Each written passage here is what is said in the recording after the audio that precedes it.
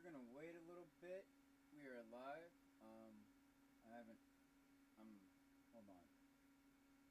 I have to switch the count. I'm John Baptiste. Okay, someone like a Bill Burr. Whoops. No, don't want that. No. Your channel. There we go. All right. Here we go. All right. Copying the link.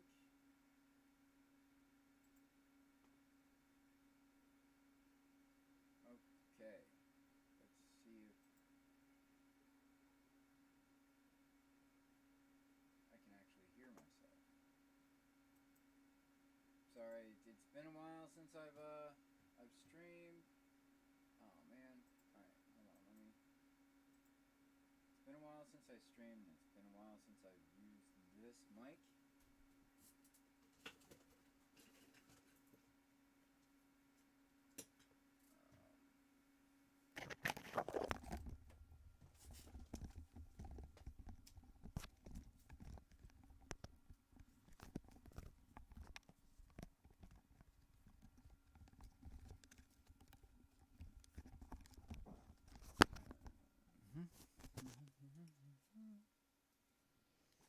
Something seems kind of off a little bit.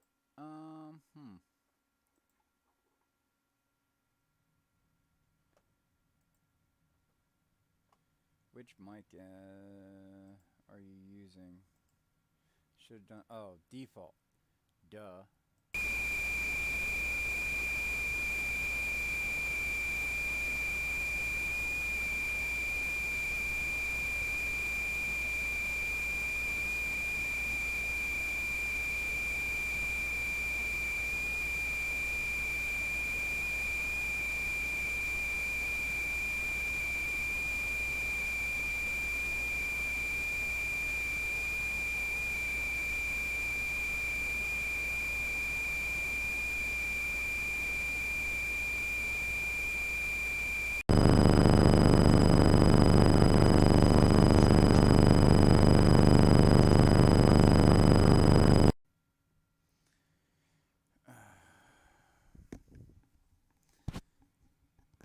Sorry, these are all the things that I cannot do when I'm not live. But you know what? Screw it. We're gonna try this. We're gonna try this.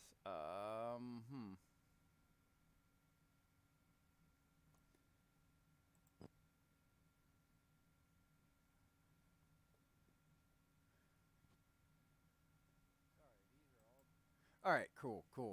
I'm sorry about the delay, everybody. I'm about to share this on Twitter. I'll share the link on Twitter, and I have some things to say. I have some things to say about the Red Pill Religion Project, which is this isn't going to be a drama video. I'm not into drama. I wasn't into drama when like Red Pill Religion did a lot of drama stuff. That wasn't my bag.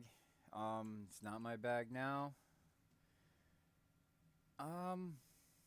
But first things first, right? Since everything is tweeted out. First things first. Welcome to the. I'm John Baptiste of the Red Pill Religion Project, which is, I should call it Red Pill Religion Reloaded or something like that, because it's changed completely. Or like there's been some massive changes. All the old team quit. They're doing their new stuff. That's mostly because of me. That's it's my fault. The former leader no longer wants to be leader, and I have agreed not to ever say his name or mention him. This is the one and only time I'm going to do so. But there's no drama. Nobody left because we're hurt. I don't think. We mostly left because I work in the grocery industry and I've been really busy. uh, Way too busy to actually lead a podcasting project.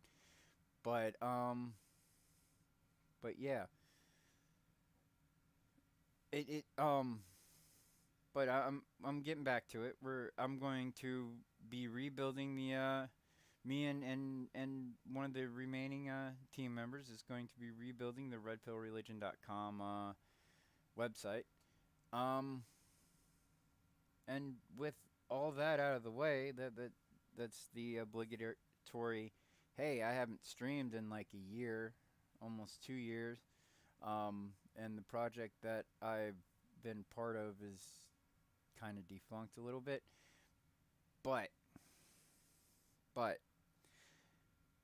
I've decided to do a stream, show my face and everything, because because there's been some gatekeeping in the anti CRT space on YouTube for the past couple days, and I do not agree with gatekeeping at all.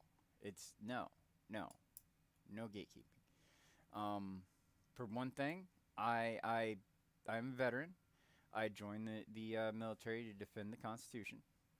I believe in First Amendment rights. I even though I oppose feminism ideology, I I will defend to the death their right to espouse their ideology. I will defend to the death my right to counter that ideology. Um, and as well as argue against any other bad arguments or arguments that I think are bad. Um, in the meantime, to be honest. So I'm sorry for the technical difficulties. I'm really sorry for that high pitched whine. I'm going to try to fix it, trying to see what my boom mic, what's wrong with my boom mic. I haven't used it in a little bit. That might be why. But I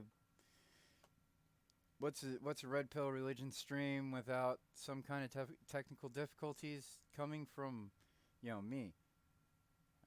I'm good with computers, but sometimes computers do not like me because I am a millennial boomer sometimes. Um, but anyway, going back to like the actual. It's been 7 minutes. I've been going on about like the project and everything, so that's all good. Um, but in the past couple days, there's been some gatekeeping of anti CRT, and specifically gatekeeping of the argumentation that CRT, critical race theory, is anti-white. And to be honest with you, to be very honest with you, it is. Now, I'm not a white identitarian. I do not believe in white identitarianism. I think race realism is stupid because it ignores the that fatherlessness does more to negatively impact IQ, how people, which IQ is how we actually measure how quickly we learn. It's not really a measure of intelligence. It is just how quickly we learn, and some people with a low IQ can actually be fairly smart. It just takes them longer to retain information, to learn and retain information. But fatherlessness is linked to learning disabilities and to things that make IQ go lower. So it's the whole fatherlessness thing in general is a good way to counter race realism. And even though I have white skin, as everybody can see, the white supremacists, which white identitarianism and white supremacy, two different things. White defense, white identitarianism, and white supremacy, while they overlap, are all like different movements. And I've come into contact with all these people. I've talked to all these people during the from the course of Gamergate all the way to through the Red Pill Religion Project. We and because of my veteran status, and because I believe in the First Amendment is for everybody, even the people who I think have repugnant and racist views, like the feminists who created CRT. Um, which feminists, if anybody says SJW ideology, they're saying feminist ideology without saying feminist. Um, and because like feminism is for some reason society's golden fucking cow. It's the idolatry of feminism to protect it at all costs, like intersectionality. The full name for intersectionality is intersectional feminism, and it's just the people who try to make it, make feminism was so good. Without feminism, women wouldn't have gotten the vote, which is wrong. The universal suffrage movement happened during the before that the suffragettes co-opted it, so then that way they can control what the requirements for women is to vote, because they didn't want women to have the same exact requirements that men did. Basically, they did not want women to be able to be part of the draft. That's what that is. Um, and there are some good things that feminism has done, but it doesn't outweigh the bad, and the bad is usually hidden. Unless you actually like go into history. But this video isn't necessarily talking about that. It's just to make a certain person re. It's just to make a certain person re, because she's not red pilled. To like the source of CRT. She like sees it from an academic way, but she doesn't like see the bigger picture, and that's fine. That's fine. It's a huge topic, and I haven't had a job in over a decade due to PTSD issues, so I've had time to read everything and read the history, and everything. So and she has not, and that's fine. That's completely fine. People are time poor. People have jobs. People have lives, and you know there's some leeway for that. But my whole issue with Dr. Carlin, um, saying that CRT isn't anti-whiteness when it is that you're conflating white with race, and like that's kind of disingenuous, because even though you probably don't realize it, Dr. Carlin, if you're watching this, that white as a race is disingenuous, because it's been pushed for a little bit over 100 years now. No, it started in 19th century, so almost 200 years. During the Reconstruction period, the dark, what I call dark ages of American history, is the part that isn't taught in schools. It's after the Revolution to the Civil War. It's very briefly glanced on in primary K through 12 schools, and it's not. And to actually learn it, you have to either find the sources on the internet, or go through a specific American history course that specializes in like those 83. No, I'm sorry. Yeah, 87 years, I believe, between 1776 and 1864. Um, and there was gang violence in the cities, and the cities were predominantly European background. And the Irish, like St. Patrick's Day exists because it was reparations towards the Irish, because like the people of English descent actually treated the Irish like crap, based on an old ways of thinking that no longer applied, because America was no longer the British Empire. Um, and then Italians were also treated poorly. That's why Columbus Day exists. Columbus Day doesn't exist to teach that Columbus discovered a new world, when he actually didn't. Um, it exists to the statue of Christopher Columbus in Philadelphia, exists to say I'm sorry to the Italians for what happened. It was all during the Reconstruction period.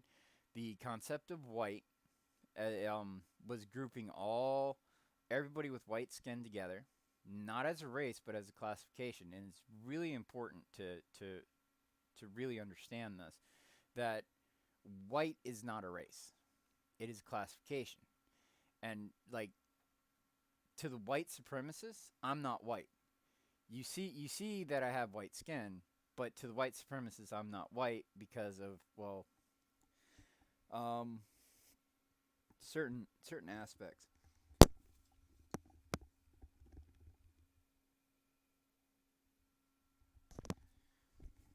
Sorry, I sit with a ponytail in my hair like fucking 8 hours a day, every day. I I, I didn't want to do it, but my hair is very curly. Some people call my hairstyle a Jufro. Um, and I do have some genetic links. There's in my family tree we have black people, we have Native Americans, we have all sorts within my family tree. One of my family has been a family of felons for a long time. We came over here, like my first ancestor came over here because he had sex with a rich lady.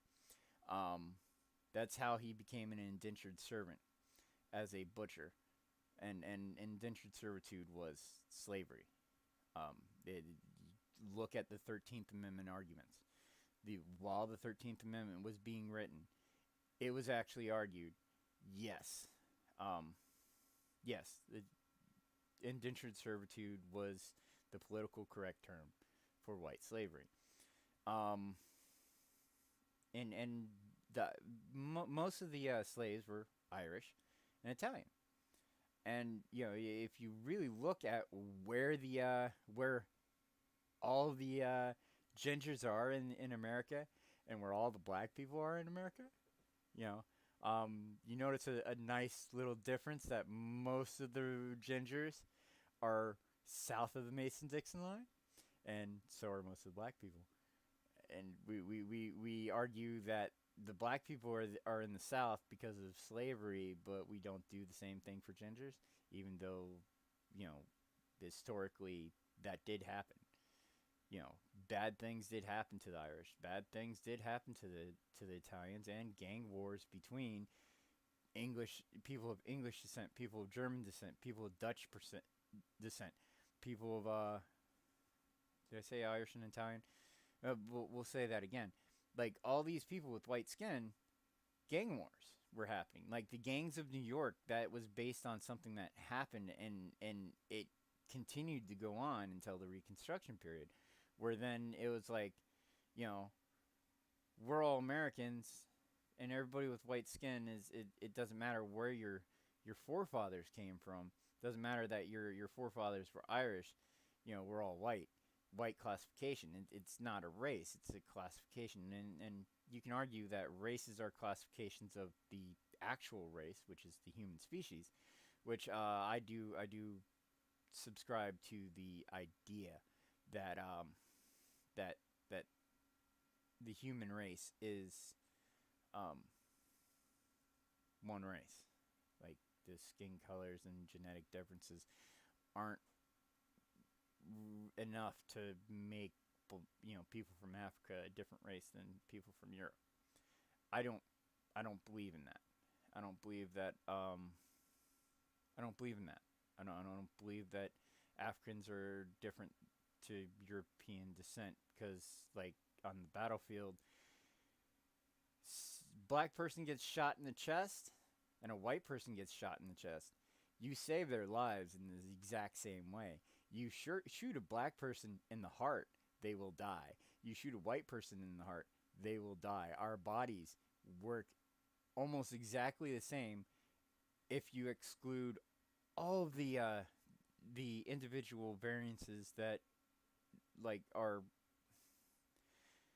each individual is different but not at the same time. each of our genetics like work in a different way. Our chromosomes all work differently. We have different brain chemistries. We have different like ways of metabolization and stuff like that. So like there's not a one size fits all in emergency medicine. As far as treatment, sometimes like a gunshot victim with sickle cell anemia, which is genetically toward towards a certain type of person, which I have known white people with sickle cell anemia. So it predominantly happens in one group. It that's just that's just how things work out sometimes on the individual level. But in the more broad generalities that don't technically exist, like normal doesn't actually exist, it's the average. Normal is the average, and so normal is technically not attainable because it's the normal is adding up millions of people, well actually thousands of people, and projecting that onto millions of people um for that. But that's tangent. I understand that. I welcome to Red Pill Religion. I do tangents. Anyway, this is a broad topic, but white doesn't mean race. Because like I have Jewish descent, Ashkenazi Jewish descent. There is some of that in my genetic makeup. So the white supremacists don't think of me as white because of that. I also have Native American and African American, you know, ancestors, from America, because America is a melting pot, and miscegenation, even though it was a felony, still happened. It still happened. You still had white and black people, interracial mixing happening before the 20th century, before it was made legal.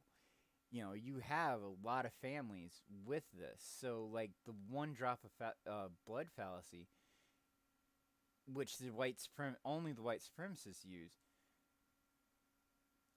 if your family has been here since, like, 1691 and stuff, when the first criminals were sent from England for being religious criminals, or for being like poor and violating poor laws, or having sexual relations with rich women, or any number of bullshit authoritarian laws that came from Europe that made people want to flee Europe. It's that's just the way that is. So like a lot of us, a lot of people in America, not just white, not just black, but a lot of people in America whose family can be traced to like the beginning colonization and the beginning settlers. Most of us come from former slaves. Most of us come from indentured servants, which according to the argumentation of the 13th Amendment and the verbiage of the 13th Amendment, indentured servitude was part of slavery. Sorry, feminists. Sorry, like pro CRT. You're all the same. You all follow the same ideology anyway. But like that's true. It's not just the black people who were enslaved, and like a lot of us weren't enslaved. Like men, as a whole, didn't actually have the vote. It was only rich people, and it wasn't specifically men. In some states allowed women, especially in the frontier states like Wyoming, to vote if they're widowed.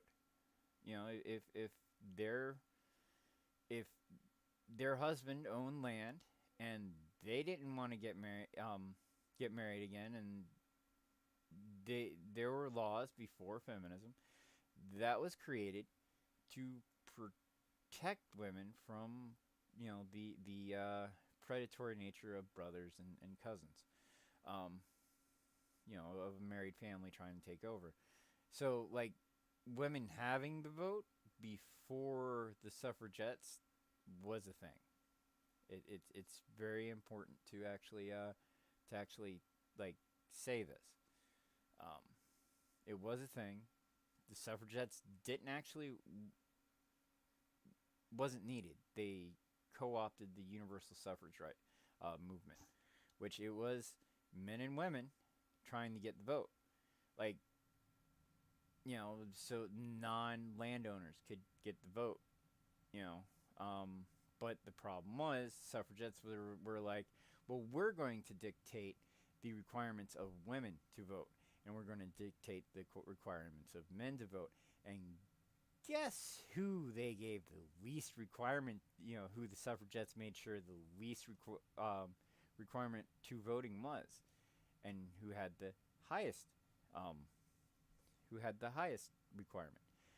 And the early feminists were not against. They were very racist. They were very racist and very sexist. Feminism started out as anti-male, and then it went on to anti-straight white male, and CRT has been anti-white. The whole feminist movement is anti-white. Now that doesn't mean just because they're anti-white and they say like whiteness is the evil, right?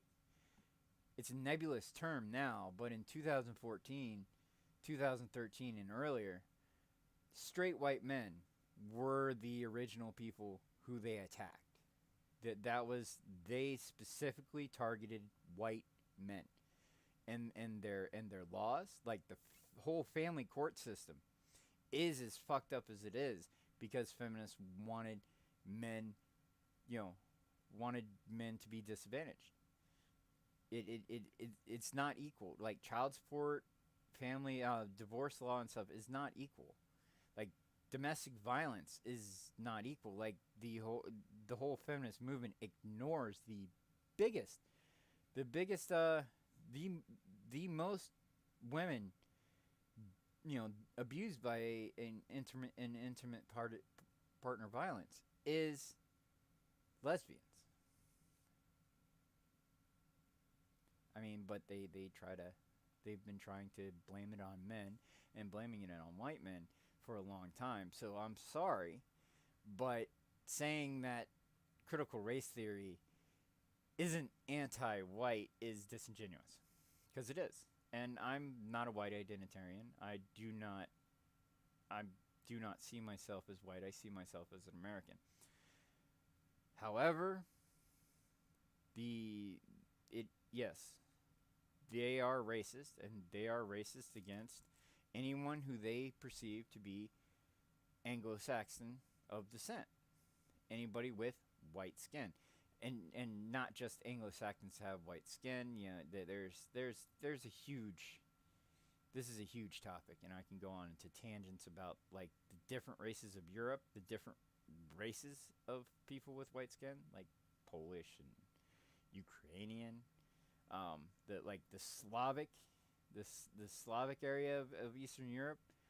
We're seen as a different race, and in some places in Europe, still seen as a different race. Because they're not like Anglo-Saxon, and there's some parts of Europe that are, the people are still white. But they don't come from the Anglo-Saxon Celtic background. So it's so to like call Anglo-Saxon white is kind of disingenuous in itself, because Ashkenazi Jews are not Anglo-Saxon. But they are still white according to CRT, but not according to the white supremacists. But like, it's this whole gatekeeping that I'm disagreeing with on this. To say that these people who are saying that CRT is anti-white, and they have some very good arguments to why it is. Their intention and and stuff is sus, but it's that's just always how it goes with that small group of people. And I believe in the First Amendment. I believe that everyone, everyone has the right, the God given right, to speak their mind on any given topic. Even people like Dr. Carlin, who jumps into a conversation years and years after it starts. I jumped into this conversation in 2014, and it started in 1970, before I was born. So like I recognize that I'm also, I can, like, these same criticisms could be put to me, because like 2014 to 2021 is not a lot of years in this fight against CRT, against feminism, and all that.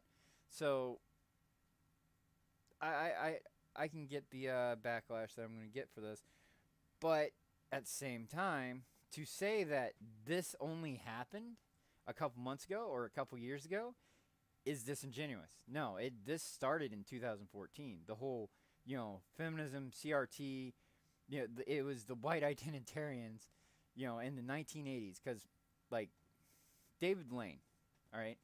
If you don't know what 1488 means, and if you think 88, the 88 in 1488 means Hail Hitler, you're a retard, and you don't know anything about the white supremacist movement, and not knowing who you disagree with, not knowing their ideas, means that you can't counter their ideas. It's why people like um, Daryl Davis and everybody who tries to de-radicalize white supremacists, they talk. They talk to them. Then a lot of the people that have been de-radicalizing white supremacists since the 90s were ex-white supremacists. American History X, kind of based on a true story. Um, of course, Hollywood like kind of did some flamboyant stuff with it, but at, still, it's American History X with Edward Norton was based on a true story. It's stuff that actually did happen. David Lane, part of the order in the 1980s, killed a Jewish talk show host. He was put in prison, and from prison, he wrote like the first. I think the first thing he wrote was the basis of the religion of Wotanism, which Hitler was against, actually being part of Wotanism, but they're also called neo-Nazis, even though they don't actually follow the Nazi ideology. Like, they kind of do, but they kind of don't, because like Hitler was very much against German going back to its pagan roots, going back to Wotan, because he was an atheist. He was against religion in general, with the exception of Islam. Islam was the only religion that he actually agreed with. And there are multiple quotes of Hitler actually saying, actually lamenting that that Islam wasn't the predominant religion in Germany, that Christianity was. Uh, and if you go through the Quran and read the things about, you know, um, their thoughts on the Jews in the Quran, it's no surprise. It's no surprise. But, because we had to violate Godwin's law in this entire video, that's fine. But it's still a distinction that the order David Blaine, even though there is overlap and agreements with the neo-Nazi movement, they weren't technically neo-Nazis. They were something else. David Lane, he coined the term alt-right in the 80s in prison. He wrote the most famous writings of his is the 14 words and 88 precepts of the white man, and I'm not even going to, recite any of that. I could, if I, not verbatim, not from heart. I used to be able to do verbatim from heart because I used to argue with white supremacists in real life quite often. In the early 2000s and stuff. But like the reason why white supremacist movements like kind of petered out in the 90s was because of people like Daryl Davis who actually talked with these people.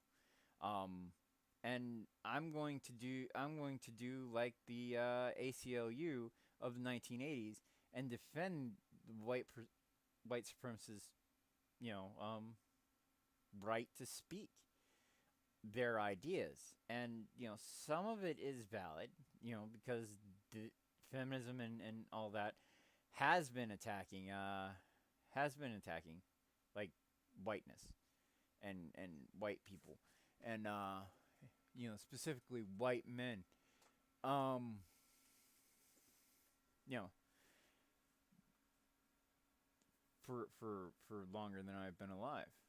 I'm only 38 years old. Um, so yeah, there is some argumentation to that, and David Lane actually the whole alt right white genocide thing comes from David Lane. He argued that affirmative action and the policies coming out of academia, which he wrongfully said were Jewish led, which they weren't. They're white women led. Let's be that get that out of the way. It was white women leading that charge, but white feminist women leading that charge. And it was like they blamed on the Jews everything the feminism was doing. The whole white genocide thing does have it is there's it's somewhat valid. It's somewhat factual, except for when they start interjecting their ideology that white is race, when it's not. It's classification, because like within Europeans alone, there's at least like 4 or 5 different races of people. There's more than one race of white people. There's more than one race of black people, as the Rwandan genocide actually like showed. Because like in Rwanda, the Tutsi and the Hutus, they saw each other as two different races. Um, and you go back into like Shaka Zulu and stuff like that. They also saw other African countries as different races. So like the whole idea that there's this homogenous um, white race is ridiculous. It's just as ridiculous as saying that every single Asian, you know, thinks that they're all Asian when no. Chinese, and you go tell a Filipino or a Cambodian they're Chinese. See what happens. Go tell a Japanese person that they're Chinese.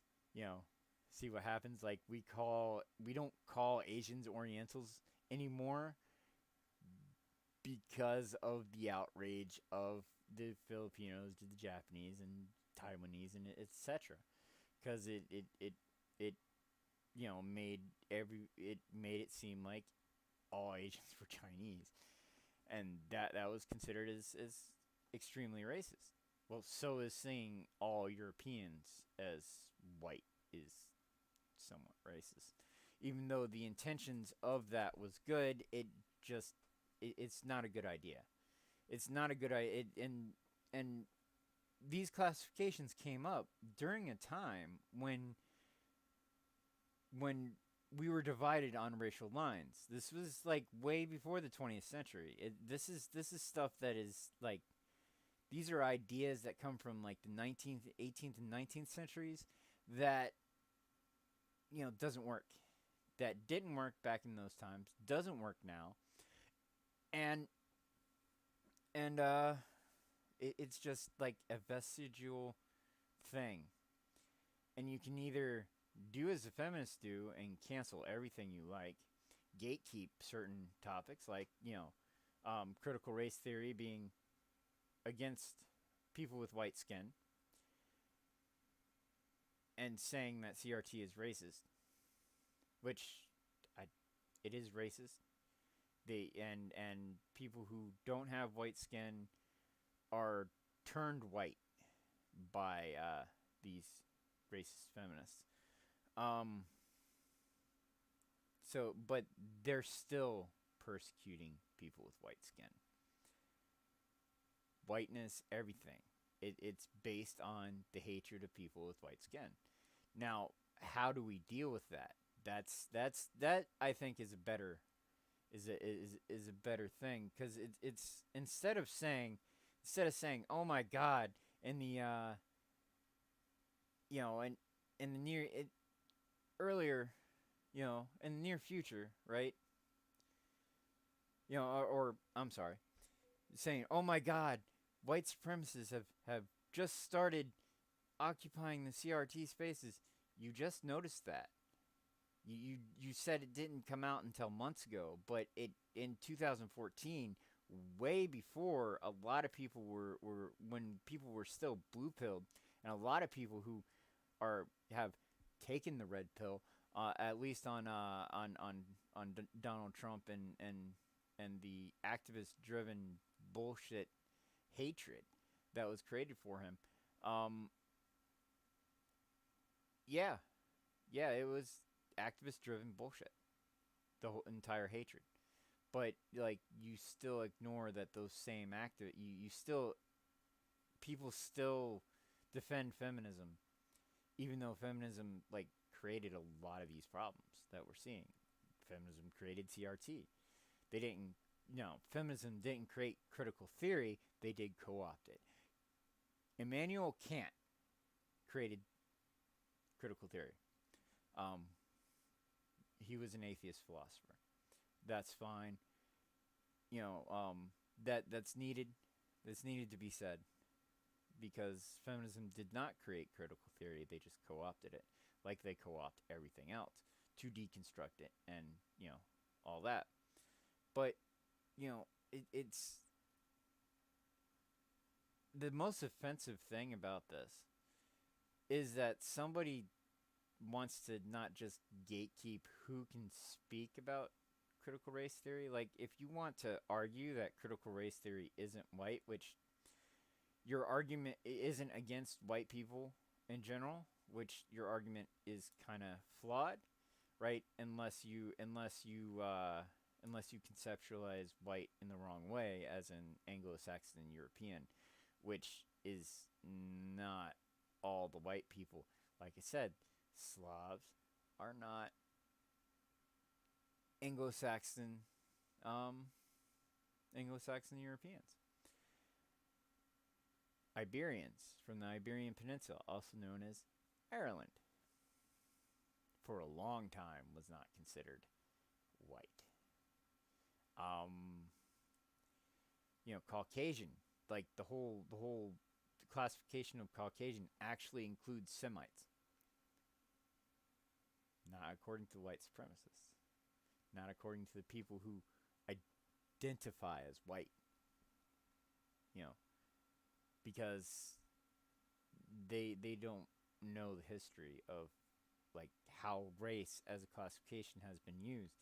It originally started with cranial, like how the cranial structure was, and then people said, "Oh, that's bad. Well, let's change it to skin color."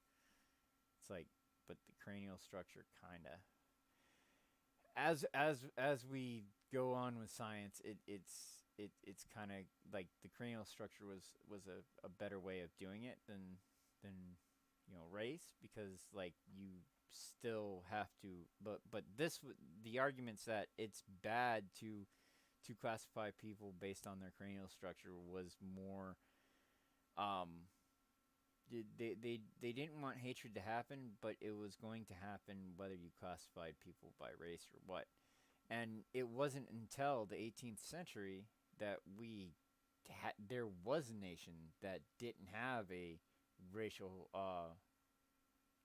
a racial like anchor, like Poland, the Polish, like you could technically say they're a different race from European and Slavic. They're like right in the middle of the two, but they have their own culture and everything. And what happened to them? Like they're still persecuted in a lot of areas in Europe. They're still not seen as white in some places in Europe. Some of the more hardline people.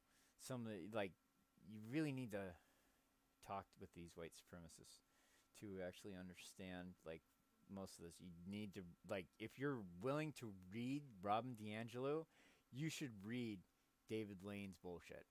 Um, it's some crazy shit, but that's what started the alt right is David Lane and the 14 words and 88 precepts of the white man.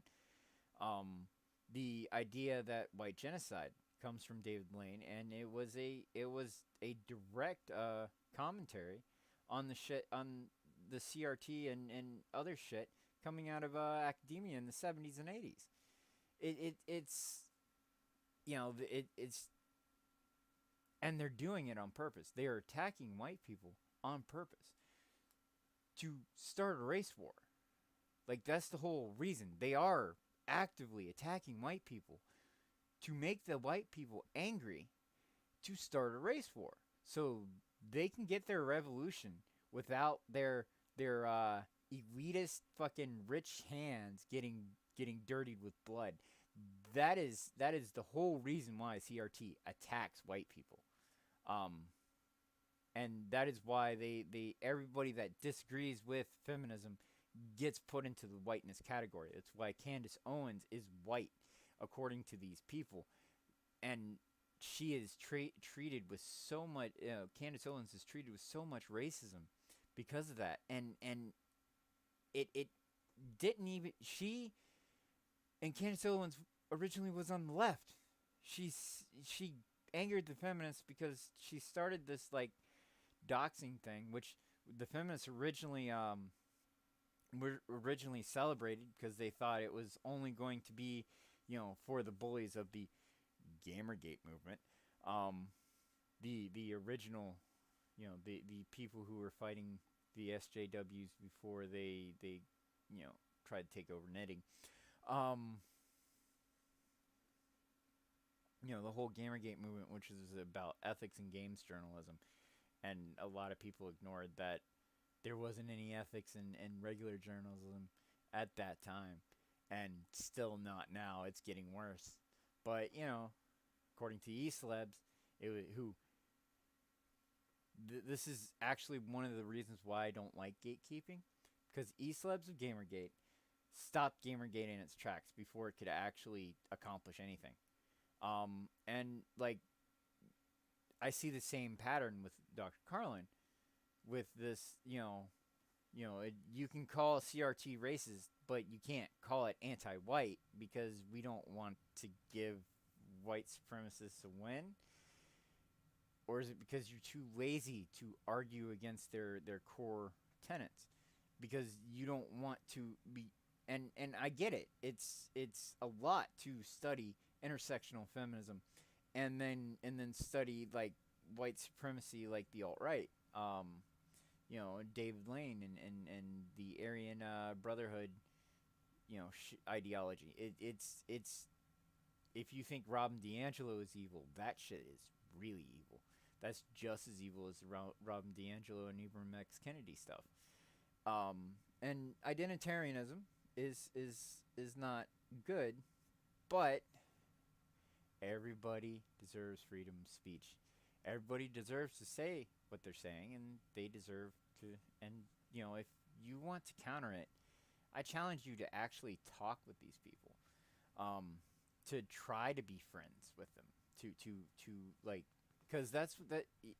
If you're not going to do that, if you're just going to say, you can't say CRT is anti-white, and because you can't say that, like, we're it's effectively removing people from the conversation, from the wider public conversation. You keep them from the wider public conversation. They just go underground. They've been having this conversation for longer than you've been actually red-pilled to the whole lies by the media and lies about Donald Trump. This happened way before Donald Trump. And these people were talking about it before that.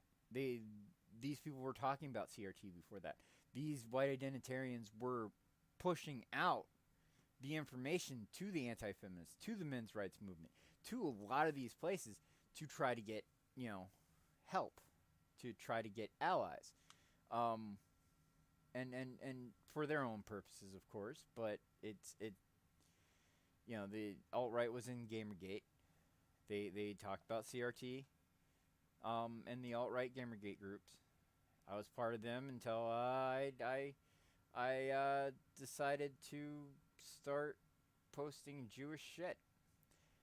And when I posted my face and my hair, and when I had a beard, how my beard looked, you know, even if I was a white identitarian, they wouldn't accept me because of my hair, because I look vaguely Jewish, even though I wasn't born in a Jewish family. Um, so this is the thing. You have people who are mixed race, like Tim Pool, who has mother and father, who are misogynistic not misogynistic, who interracial couples, and then you have people like me who have interracial families, who have great uncles who are blood related but not in direct descendancy, who have had black families. Like, there are people with my last name that are completely black. All right, and I was taught everybody with your last name is part of your family, whether you know them or not, whether they are directly your kin or not. They are still your kin. That's how I was raised. So I still see the people with my name who don't share my skin color as my family. I've had great uncles. I've had great grandfathers who married black people, who married Native Americans, on both sides on both my mother's and my father's side of the family.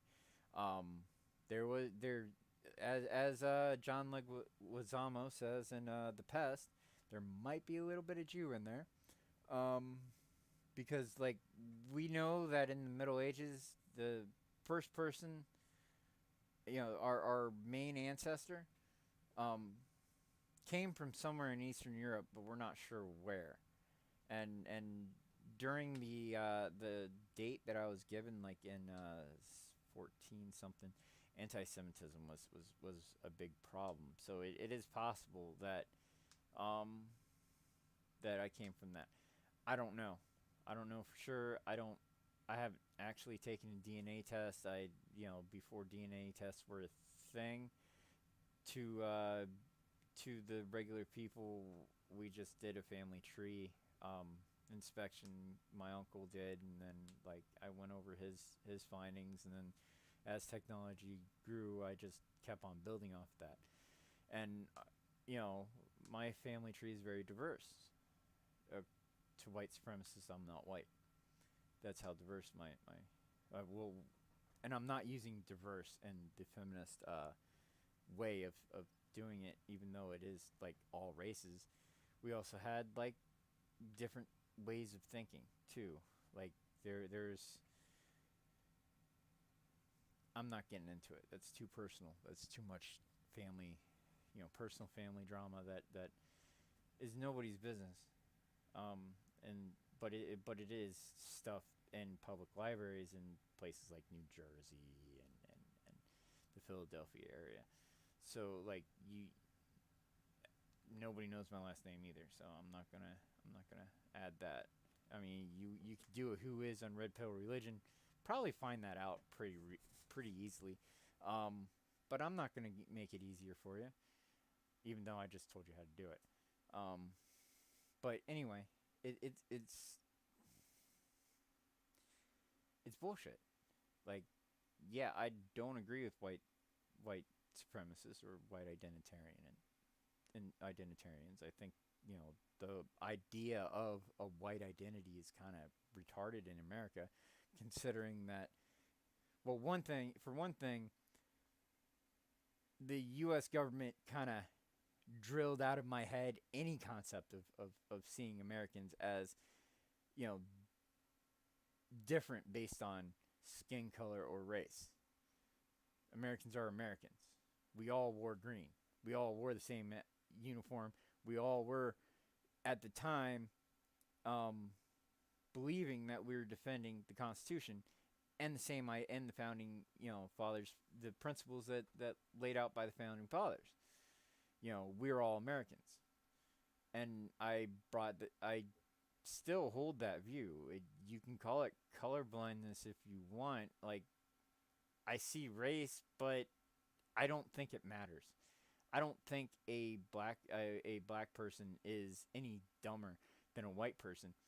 In the inner cities, maybe, but that's because the inner cities has a huge fatherlessness problem. The destruction of the black nuclear family has caused major problems since the civil rights movement. So and that is historically factual. But I don't think it's racial. And I think the policies that have been by the Democrats, who've always been racist, by the way, and never changed. Like, even after the civil rights movement, they did not change.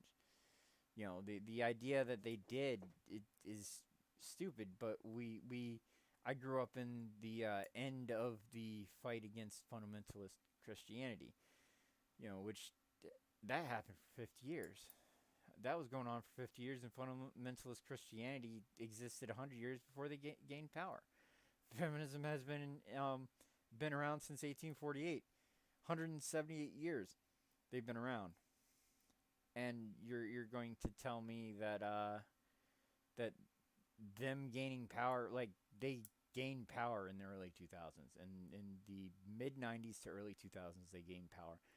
Third wave feminism, which created intersectional feminism, which expanded on whiteness and CRT.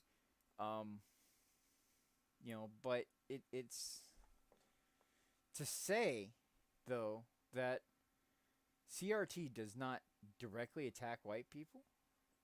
I'm not a white identitarian, like I've said before. I've laid out why. I've explained a lot. But it's still,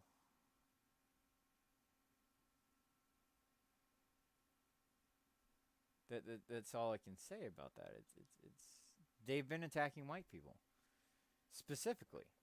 They've been attacking white people since before while most of us were blue pilled, unless you lived in a single father home and you had to watch your father have 4 fucking jobs just to pay child support. Then maybe you're grown up red pilled and didn't even know it. Jokes. But anyway, it's still, you still have there's still a lot of things about shit that about the CRT thing, because it's the whole anti-whiteness thing didn't start recently. It started years ago. It started years ago, before when it was just a conspiracy theory. Like, talking about CRT in 2014, you were labeled as a conspiracy theorist. That didn't exist. They don't believe that. Intersectional feminists don't believe that. They just want to stop the racism. Except for intersectional feminism is based on racism is happening all the time. It's based on CRT. And intersectional feminism has been a thing since the late 90s. Critical race theory in schools is critical race theory applied. And they've had 40, 50 years to refine it. They've been attacking white people for just as long. And it's only recently, within the past, like, 3 or 4 years, that they started, when Candace Owens went from the left to the right, when Candace Owens was attacked by feminists because her website not only showed the bad alt-right trolls of the Gamergate movement, which it primarily showed feminists, because feminists were also bullies, and her website was against cyberbullying. and it was labeled as a doxing site for cyberbullies. And she recanted. She said she was sorry about that, and the left still attacked her for it. And while the centrist, the libertarian-minded people, the people that colloquially we can call the right, which according to the left, anything not their form of left is right. So like, but I don't believe in using their terminologies. I don't, and but the entire political spectrum, right, that is not in agreement with them is the right. And any black person who is not in agreement with them is a straight white male. Specifically, they're treated as they teach people how to treat straight white men. They specifically taught people to treat straight white men in this way, and then with the new and the whole, everything that everyone who is against us, everyone who is not white, who is arguing against this bullshit. Yeah, that's recent. That's within the past 3 or 4 years that they started, calling people like Candace Owens, you know, treating them like they were white, like calling them Uncle Tom, calling her they can be vicious and evil towards Candace Owens because they don't see her as black, they see her as white. Brandon Tatum, they treat him like they treat him because they see him as white. It is very much anti-whiteness. But at the same time, white isn't a homogenous race. And anybody who says white is a homogenous race is being disingenuous. So, like, where do we go? Do we just, like, read about, like, oh, we can have First Amendment, when we're fighting against the left, except for if you're a white supremacist. That's not how the First Amendment works. That's not how freedom of speech works. These people are allowed to come into the anti-CRT space, a space that, most of us have attached ourselves to, including Dr. Carlin, including James Lindsay, who was blue-pilled throughout all this, who, like, was part of, like, getting these people into power. He didn't even realize it. So is Peter Boghossian, who created, like, How to Make Atheists.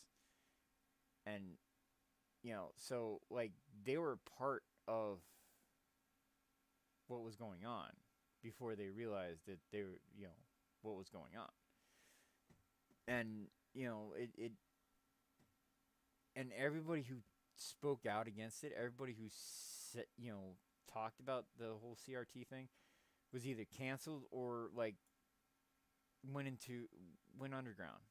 White identitarians were the only people for a long time that stepped up. It's in a lot of ways, like the whole anti-CRT stuff is stepping on things that they've been doing. If you include the alt-right as not as a internet only movement, but something that David Lane created, which he created from prison. That is factually accurate. But like, and a lot of it that he was writing, and David Lane didn't actually realize it, but like a lot of David Lane's stuff, like the whole white genocide stuff and stuff like that, were counters to CRT. Before people like Chris Rufo was aware of it, was aware that it's been being applied since before I was born. The whole welfare system, giving black people more benefits, and food stamps and stuff like that than white people, which it kind of discounts the black people have a fundamentally different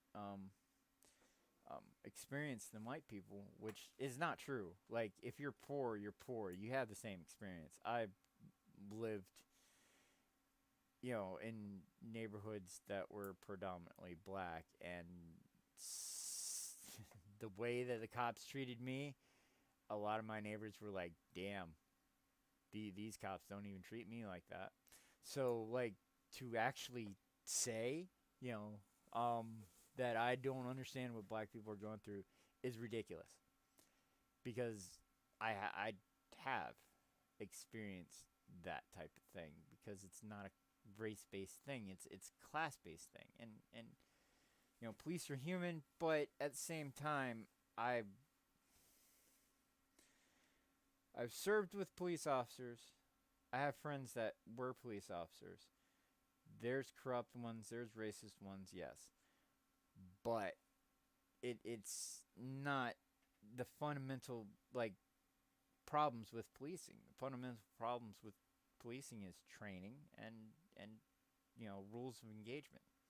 Like, the it used to, like, in the military, in a combat zone, we can't fire first. We have to wait until we're fired upon in order to fire. But cops can just, they're afraid, so they can shoot. They can shoot first. They're legally allowed to shoot first. It is their job to shoot first, according to the Supreme Court. But it's racist problem with policing, and not, that the Supreme Court is like saying, yeah, and this was like a mostly liberal Supreme Court that decided that too.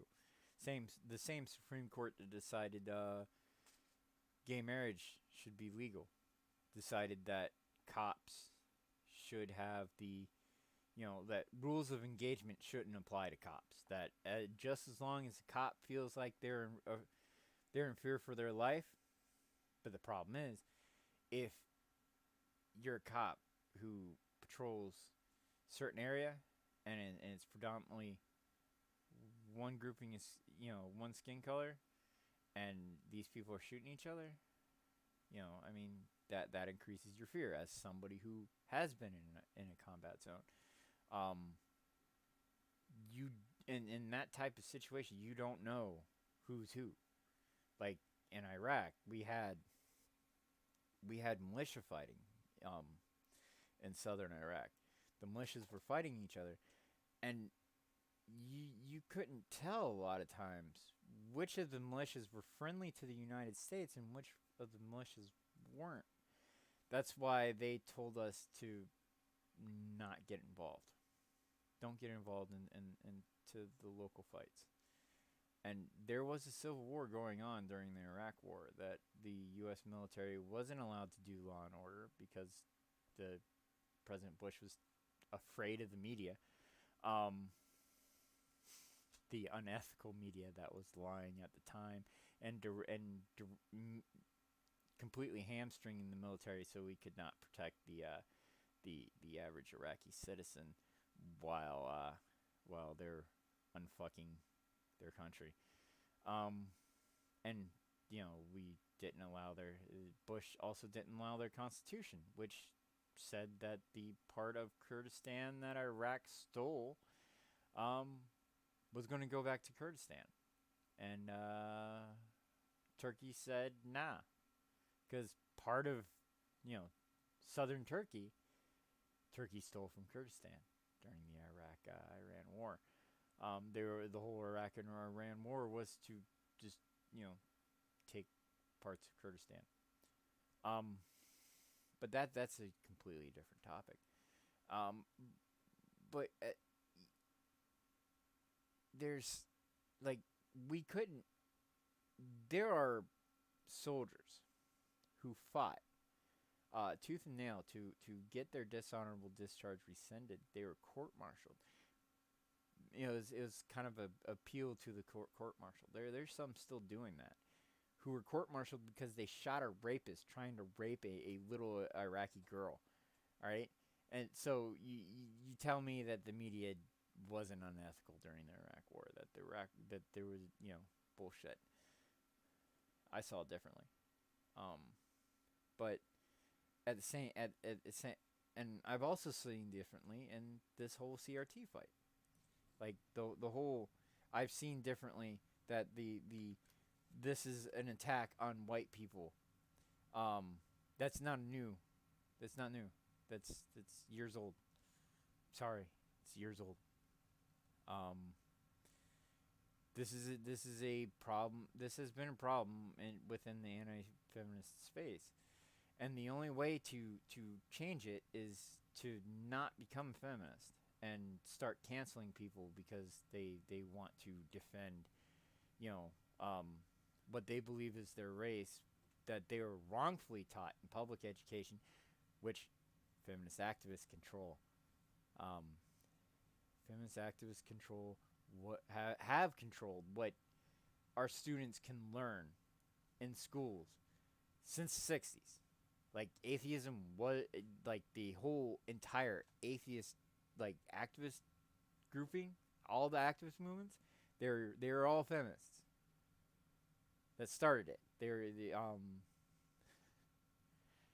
that's why feminism controls it today. But it's still,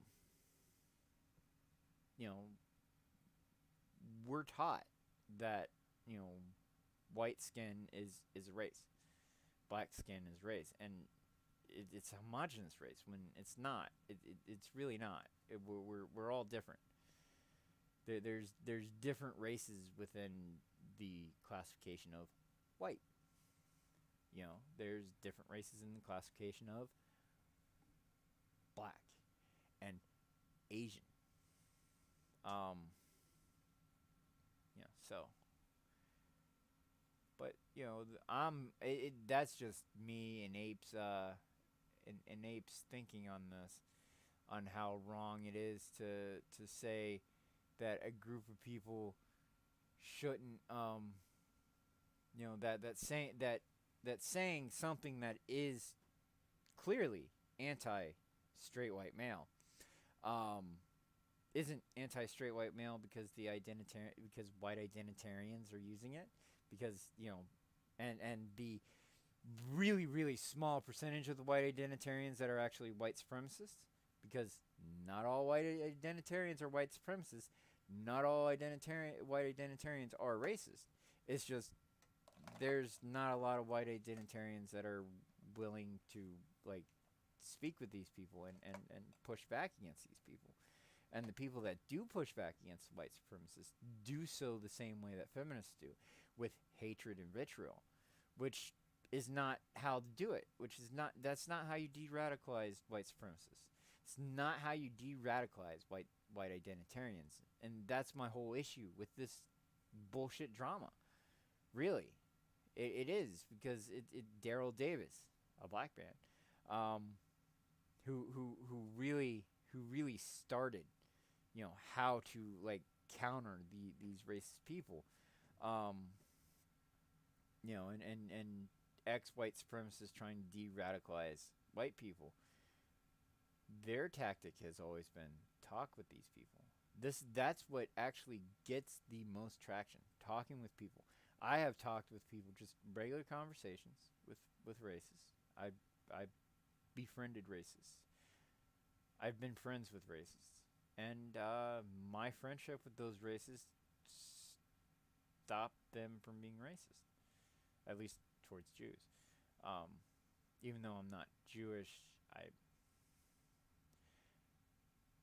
well, that's different. That's different. That's a different thing. It's entirely different conversation on my status of my Jewish status, but that's not what we're discussing. What we're discussing is white identitarians. The only way to counter them is to discuss with them these things, not to scream and say, you can say CRT is racist, but you can't say it's anti-white. Well, it's both. And it can be anti-white and anti-white people, and you can still use that to open up the conversation into why white identitarianism is not the answer. It. We need to build a culture. We need to stop yelling at each other. We need to stop being angry. We just need to talk, have rational discussions. Um, Not debates, because debates don't do anything. Because debates on the internet aren't debates; they're arguments. Um, the Red Pill Religion Project. We tried to do debates, and none of them were debates. It was just atheists arguing with a theist, and with me trying to moderate and trying not to seem biased. But there is some false bullshit. Um, nobody, like, I tried to keep those debates like actual debates. I tried to keep things as a moderator. I told everybody who came on, I stopped moderating because nobody would send me their points. Nobody would send me anything that I asked for. I'm like, okay, well, next week you guys have a debate. I'm the moderator. Give me all of your main points and all your supporting arguments on all of your evidence, so I can call you out when you say something wrong, when you say something contrary to what you provided, because that's the job of a moderator. The job of a moderator is to stop a debate when an atheist says something completely wrong, and it's wrong according to their side, and then or when a theist says something completely wrong and it's wrong on their side. That's what a moderator is supposed to do. They're supposed to stop the debate and be like, you're full of shit, or you're full of shit. Both sides are full of shit. In an argument and a debate is like, the whole reason for a moderator is to point out when somebody is being full of shit, but in online debates, that's not how that works. And nobody actually provides they don't provide their arguments. It's not like formal debating in college or something like that, where you had to, like, the debate happened. You know, in 2 weeks the debate was happening. You were supposed to give the moderator, like, all of your talking points, all of your supporting arguments, all of your evidence, so the moderator can look at it and know, basically the outline of the ideas. So then that way, they can keep the conversation, rein in the conversation. Without that, a debate is just an argument.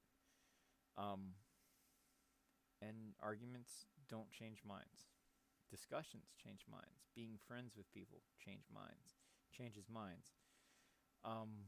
Yelling and screaming that CRT is racist, but it is not anti-white, is not only factually incorrect, but it's not how you do things. Canceling white supremacists is not the right way to do this. It's not the right way to, like, pushing white supremacists out of CRT, anti-CRT. Will just put them underground.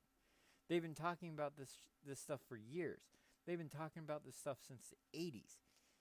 Anti-CRT, the whole white genocide, the whole, these things are anti-white, and it comes from CRT. Yeah, that started in the 80s. That didn't start recently. That didn't start in 2000s. That didn't start in the 2020s. That started in the 1980s.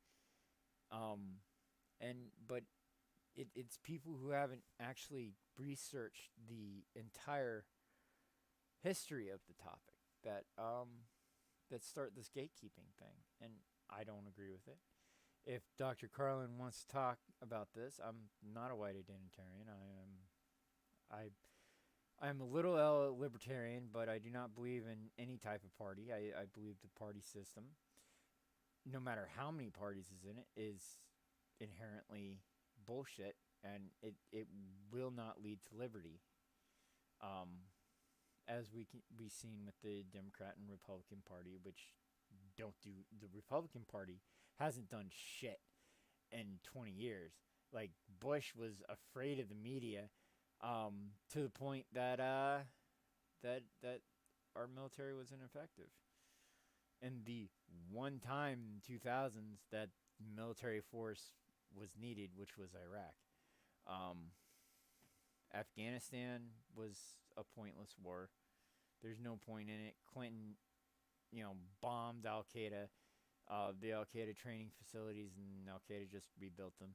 So we went in, sent our military guys in there, and to die. And what good came of it? I mean, at least with Iraq, you know, Saddam was a bad person. He deserved what he got. What he got. He had weapons.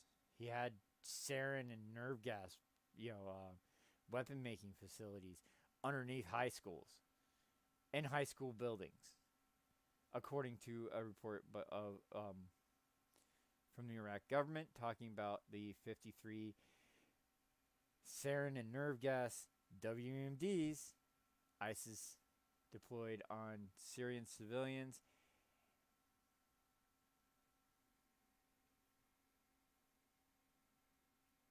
"53 times. They did it 53 times. And every single material that they made their bombs with was sourced in Iraq. Their bombs were made in Iraq. All right. In these facilities, the media said did not exist, but the U.S. military, through WikiLeaks, we find that this is true too. But that the WikiLeaks said that this was Saddam did have these things. But of course, the media, the lying, unethical media, goes, yeah, there was absolutely no WMDs in Iraq when there was, and ISIS used them on Syrian civilians because they wanted to make the Syrians hurt for ideological reasons. Ideologues commit terror and are willing to attack children and kill children. I've seen it. Right, the before ISIS, the Iraqi insurgency, were willing to kill children. We're willing to blow up buildings just for the shock value. No, not just buildings. They're willing to blow up full schools with children in them, classes going on. They blew them up and blamed it on the U.S. for propaganda reasons. That did happen in Iraq. That happened in Afghanistan. All right, and these ideologues, these feminist ideologues who have been, doing this psyops war since the fucking 70s, doing this the whole CRT thing in itself, intersectionality, CRT, that's all part of their psyops war.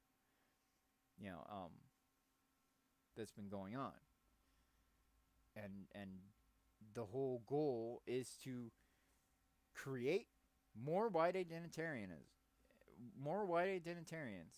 Like, they are specifically targeting white people to create white identitarianism, to start a race war. That is they've openly said this. Right? So to say CRT is anti-white is incorrect, because the feminists said, yes, we are anti-white. This CRT is anti-white. Because they're trying to start a race war. Now, they haven't been saying this publicly.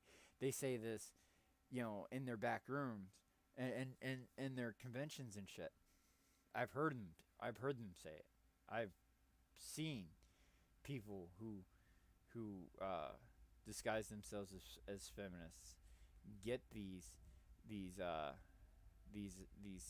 admissions from these professors and stuff. Like, they are targeting white people. CRT is anti-white because they want to start a race war.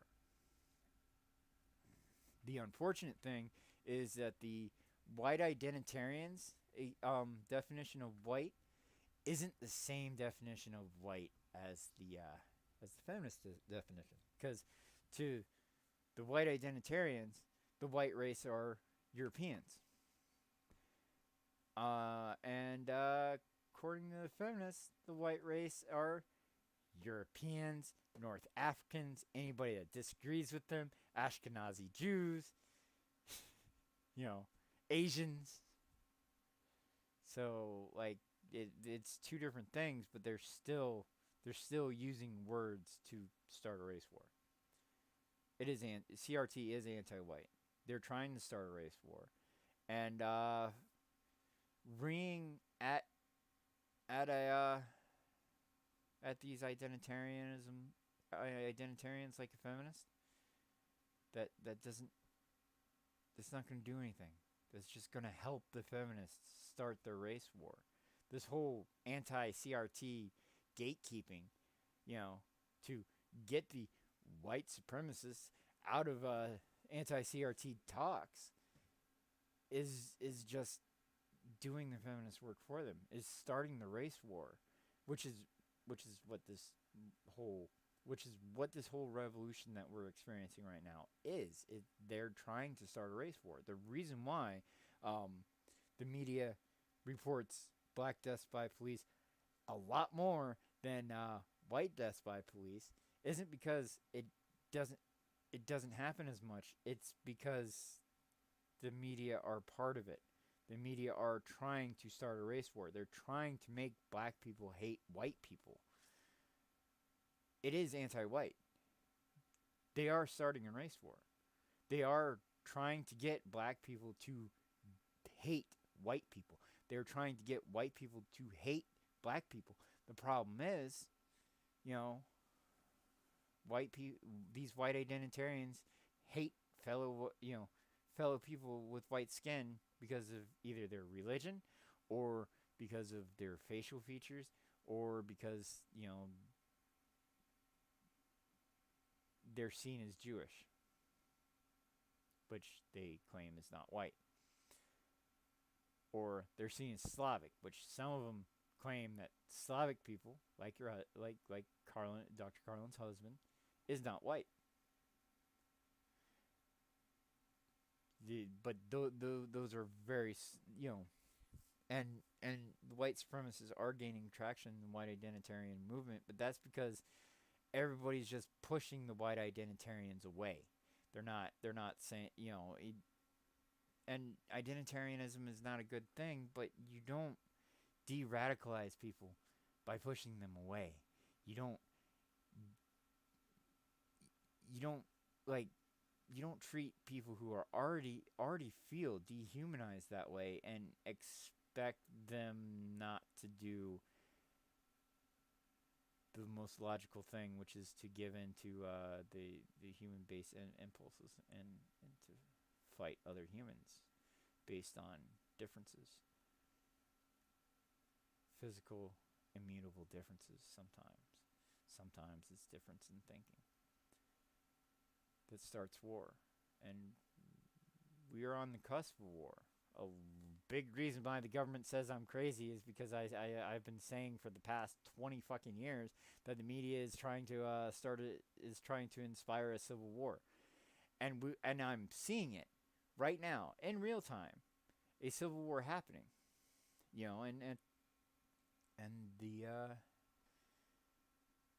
and I see it in real time, a race war being instigated, and saying CRT isn't anti-white when it is, and it is specifically for the reason of starting a race war. So, which would cause the entire civilization to collapse, and allows them to rebuild it in their own image, pushing white identitarians away only leads to one thing, and that's us living in a woke fucking authoritarian government. I mean, you may dislike their ideas, but we do need people. We do need to be united and come to a common understanding. If we don't, then it doesn't work. Pushing pushing away the white identitarians and white supremacists instead of, trying to say, okay, come on, he, these, I get that, I get your arguments, but like, here's where I think you're wrong. Now, I think, like, kind of like what I'm doing right now, because I think it's wrong to say anti CRT isn't and is not anti-white when it is, and it's specifically anti-white to start a race war, to make white people and black people hate each other enough to where they're willing to kill each other, and it is working, it is happening, and pushing these identitarians underground is going to do nothing but accelerate the war. And I'm against war. I'm against war because I've sacrificed a part of my mind in war to defend every single American's right to speak, to have their own opinions, to have their own religious views, both non-theistic and theistic, to have their own political views, to even if I disagree with them, even if I'm going to argue, even if I plan on arguing with them, for hours, they still have the right to say it. They still have the right to lie and say that the Jews are running the world. They still have the right to lie and, they still have the right to see things in the way that they see them. Just as I have a right to calmly discuss with them why I think they're wrong.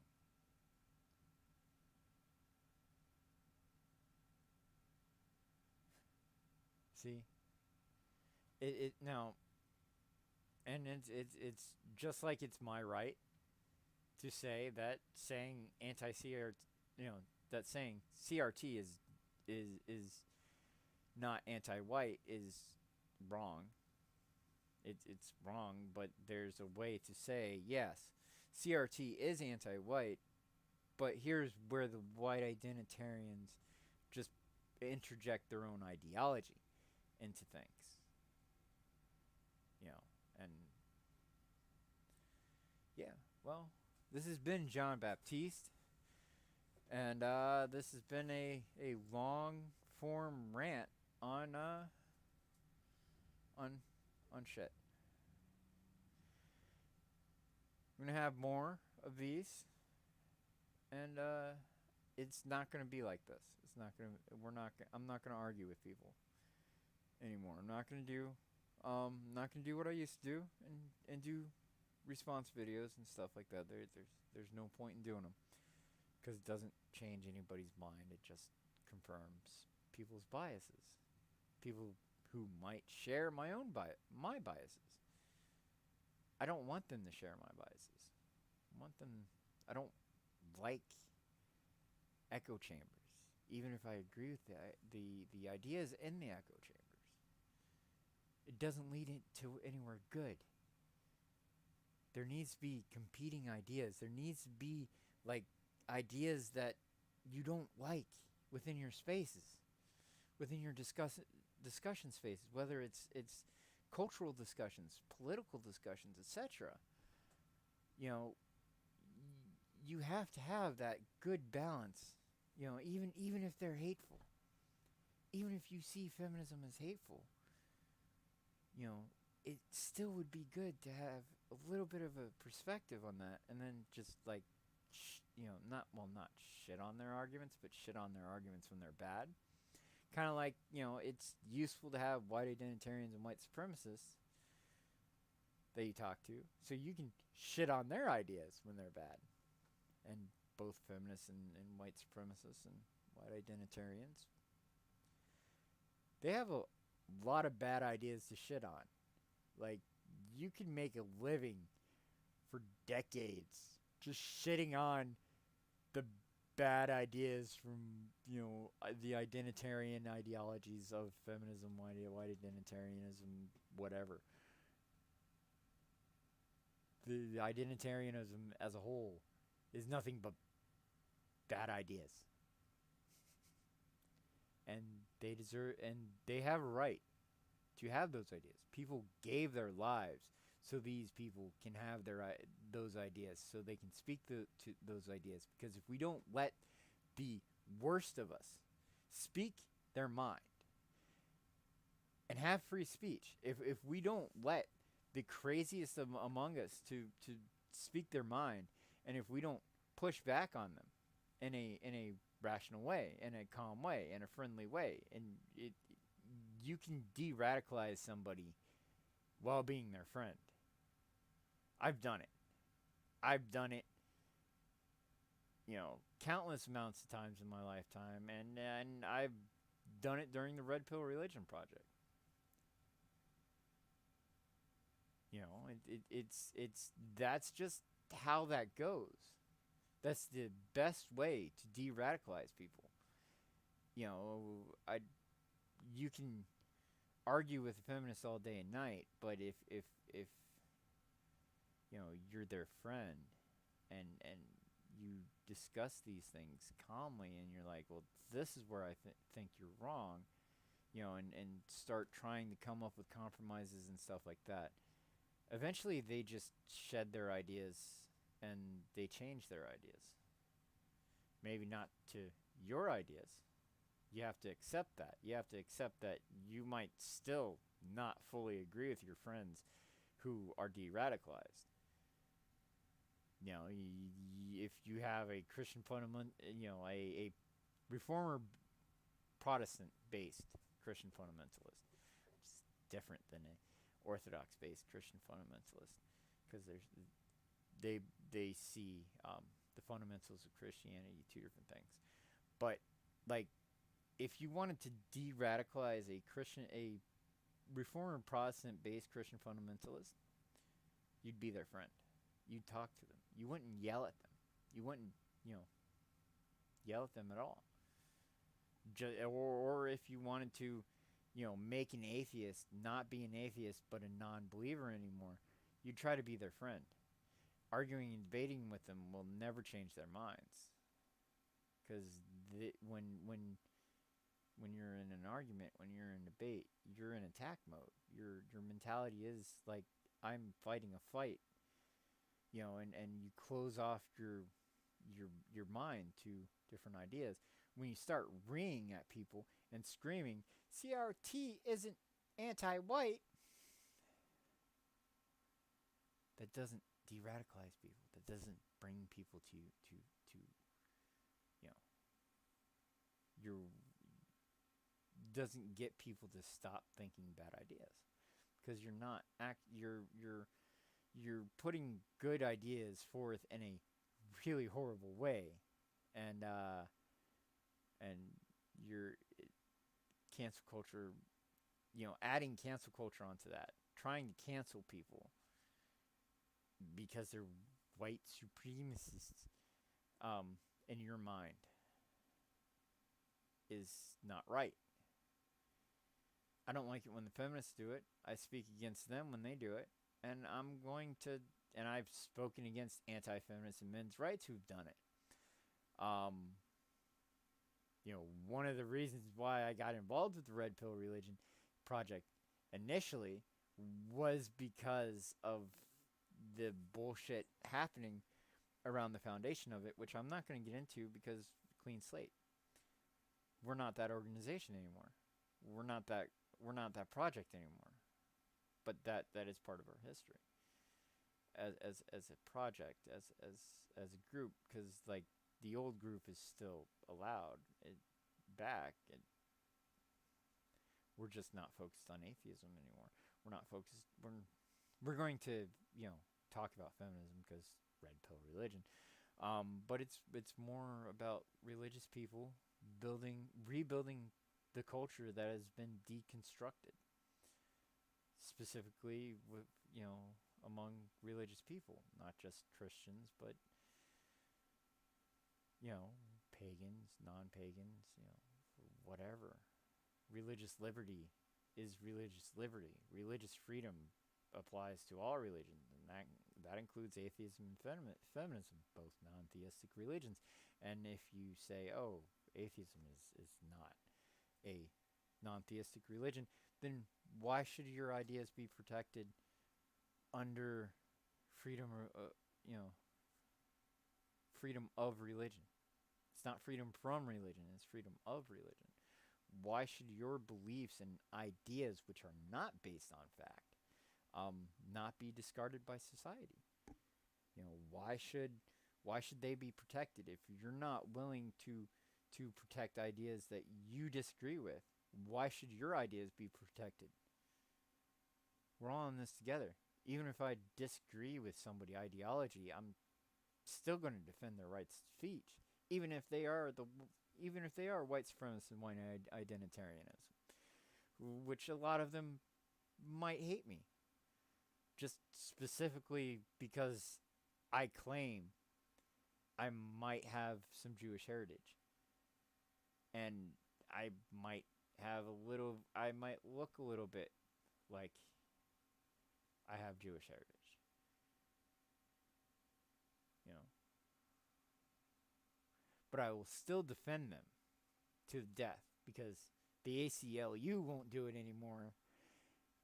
Somebody has to. Somebody has to be like, free speech is for everybody. I disagree with these things. Cancel culture is bad because it infringes on God-given rights to every single individual to speak their mind, to have their own ideas, to come up with their own ideas, to read ideas counter to theirs, even, to let bad ideas exist so good ideas can defeat them rationally, in rational, calm discussions. Which is why freedom of speech exists in America in the first place. Read the Founding Fathers. Read the Founding Fathers. The belief that we can talk this out even if we wildly disagree with each other.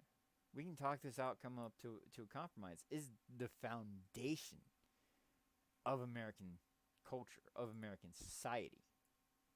So is religious freedom. So is, being able to believe whatever you want to believe, however you want to believe. Worship whatever god or goddess you want to. And it wasn't an idea that is fully realized. It wasn't it took work to get to where we are. And we still have a lot of work to do, and it's unending work. Freedom is a fight. Liberty is a fight, and you're constantly fighting against the authoritarian-minded people who just want things to be their way or no way. That's the purpose of liberty. That's fighting, that's if you believe in libertarianism, small libertarian, big L libertarianism, that's anarchists trying to co-opt, the idea of liberty. They're trying to set up their no government utopia, which would never work because humans aren't good people naturally. We have to work at being good people. We are naturally warlike. Without as we see with Portland, without a force of authority to impose law and order, civilians just attack each other on ideological lines. That's human nature. That's not something that's just going to go away with ideas. Unfortunately, it's not. It's something that's not just going to go away. You can't make it go away. The only way is calm, rational discussion and coming up to a compromise. Now, my compromise is this.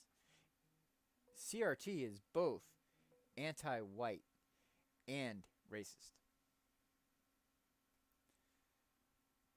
It is. And it's anti-white because they're trying to radicalize white people to hate non-white people so a race war can happen, so they can have their feminist-based communist utopia that they've been promising is going to happen since 1848. But, you know,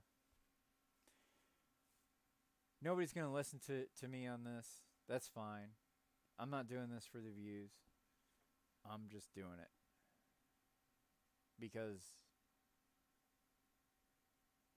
why not? I've been talking shit on the internet for long enough to be like, fuck it. Alright? I'm not a big person. I'm not an e-celeb. I'm just a regular guy sitting in his room talking about shit and stuff. Alright, well. Alright, everybody. I'm gonna go feed my addiction of nicotine, and then after that, I'm going to start streaming Elite Dangerous. Check. I'm gonna. My Twitter handler is at Gentle Counselor, kind of spelled wrong. That's for the red pill religion and this type of stuff. Inkill Erdos 2. It's Inkle Erdos 2, not Inkill. Inkle, and there's I created it when I was 16, and I was really big into Sumerian mythology. But that's my gaming Twitter handle, and I talk shit about feminism on there too. But that's my Twitch. I'm gonna be on Twitch pretty soon. We're gonna play Elite Dangerous, and I'm not gonna talk about politics. This is this is like, gotta have fun. You gotta play culture.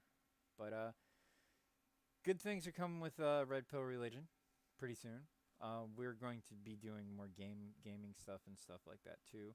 I'm gonna probably mirror my my Twitch streams onto this channel. I could do it on the old Red Pill Religion channel, but I don't want to. I wanna. It's new start, new focus, new thing. All right, guys.